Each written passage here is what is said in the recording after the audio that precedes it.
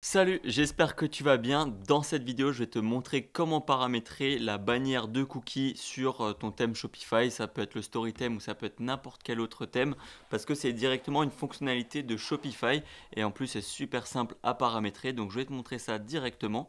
Donc là, on est sur la boutique Softy, c'est qui est une boutique démo du story theme.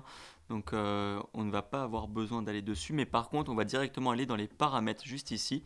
Et dans confidentialité des clients, on va pouvoir aller directement activer la bannière de cookies. Donc on va cliquer dessus et on va pouvoir tout simplement l'activer.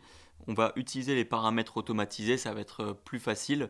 Et derrière, on va pouvoir modifier. Donc soit tu peux mettre la bannière de cookies, soit la préférence de cookies. Alors moi, je te conseille de mettre la bannière de cookies simple, ça va être beaucoup mieux et moins embêtant.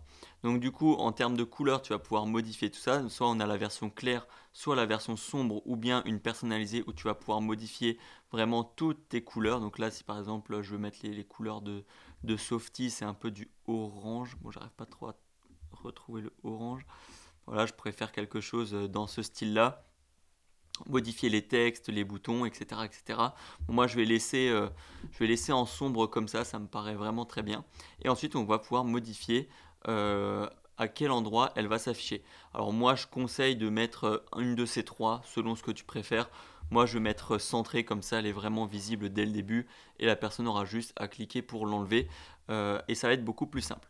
Donc du coup, on va l'activer et on va enregistrer. Je vais la laisser en sombre. Donc on enregistre et normalement elle sera directement activée. Donc on va retourner du coup sur la boutique et là on a la bannière de cookies qui s'affiche directement ici. Donc là on peut gérer les préférences, accepter, refuser, etc. etc. Donc moi je vais accepter, comme ça voilà c'est bon. Et on va juste retourner parce que ça va être très important de faire ça.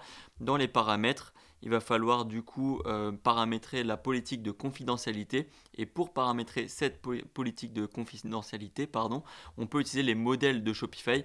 Alors soit tu peux utiliser la politique automatisée, à ce moment-là, tu ne te casses pas la tête, ou alors tu le fais toi-même, ou alors tu peux chercher le modèle directement sur Internet. Donc là, tu tapes politique de confidentialité Shopify et tu trouveras assez facilement. Là, voilà, quand on tape sur Google, le premier lien qu'on trouve, générateur de politique de confidentialité gratuite. Il suffit juste de mettre ces informations et tu vas la recevoir par mail. Tu prends ensuite la copier-coller juste ici ou bien dans les politiques qui se trouvent juste en dessous. Et là, tu vas pouvoir mettre vraiment toutes les politiques, donc les coordonnées, les mentions légales, politique d'expédition, de remboursement, bref, tout ça, c'est des générateurs. Enfin, tu peux retrouver ces générateurs Shopify. De toute façon, j'en avais fait une autre vidéo si jamais ça t'intéresse. Et puis voilà, les CGV aussi très importantes. Donc voilà, c'est pas plus compliqué que ça, c'est très rapide à mettre en place et au moins ça te permet d'être dans la légalité vis-à-vis des normes RGPD. Donc voilà, je t'invite vivement à le faire très rapidement. Si jamais tu as d'autres questions, n'hésite pas à les poser dans les commentaires ou bien à l'adresse mail contact@story-theme.com. Et jusqu'à la prochaine fois, porte-toi bien, travaille bien et crois en tes rêves. Ciao!